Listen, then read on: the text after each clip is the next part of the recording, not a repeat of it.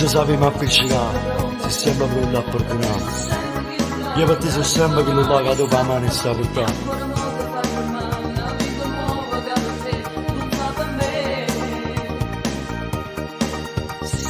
Si sta giovando e poi uscire per non ti sentire educato. E pure che a volte lasciate ne ambrezza ma ci arriverà.